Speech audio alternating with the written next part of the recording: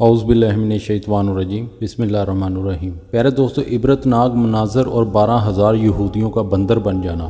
روایت ہے کہ حضرت داؤد علیہ السلام کی قوم کے 70,000 آدمی عقبہ کے پاس سمندر کے کنارے ایلا نامی بستی میں رہتے تھے، اور یہ لوگ بڑی فراغی اور خوشحالی کی زندگی بسر کرتے تھے۔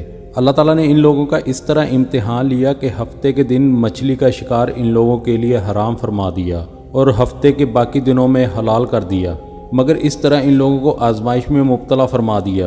پیارے دوستو، ہفتے کے دن بے شمار مچھلیاں آتی تھی اور دوسرے دنوں میں نہیں آتی تھی، تو شیطان نے ان لوگوں کو ہیلا بتا دیا کہ سمندر سے کچھ نالیاں نکال کر خشکی میں چند حوض بنا لو۔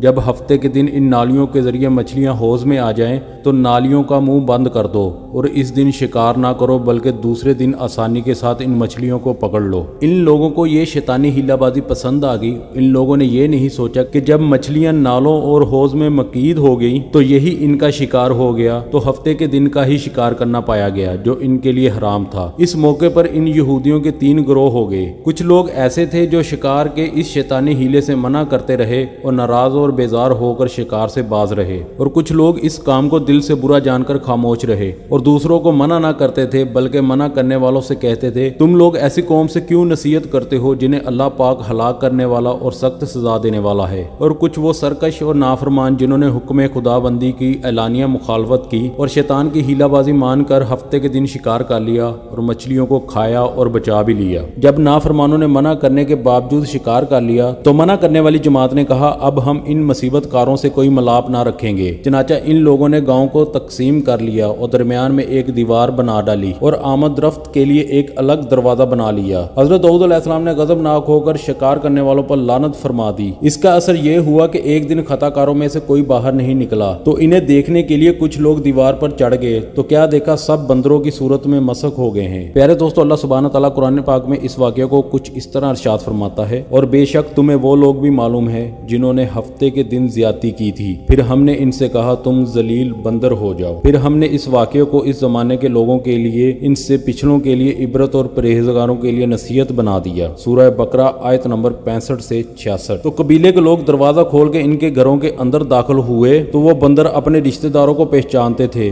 اور ان کے پاس آ کر ان کے کپڑوں کو سونگتے تھے اور زارو قطار روتے تھے، مگر لوگ ان بندر بن جانے والوں کو نہیں پہچانتے تھے۔ پیارے دوستو، ان بندر بن جانے والوں کی تعداد 12,000 تھی۔ یہ سب 3 دن تک زندہ رہے اور اس درمیان کچھ بھی کھا پی نہ سکے، بلکہ یوں ہی بھوکے پیاسے سب کے سب ہلاک ہو گئے۔ شکار سے منع کرنے والا گروہ ہلاکت سے سلامت رہا، اور صحیح قول یہ ہے کہ دل سے برا جان کر خاموش رہنے والوں کو بھی اللہ تعالیٰ کی ہلاکت سے بچا لیا گیا۔ پیارے دوستو، یہ تھی ہماری آج کی ویڈیو۔ امید کرتا ہوں آپ کو پسند آئی ہوگی۔ انشاءاللہ ملیں گے نیکسٹ ویڈیو میں، تب تک کے لیے اجازت دیجیے۔ اللہ حافظ۔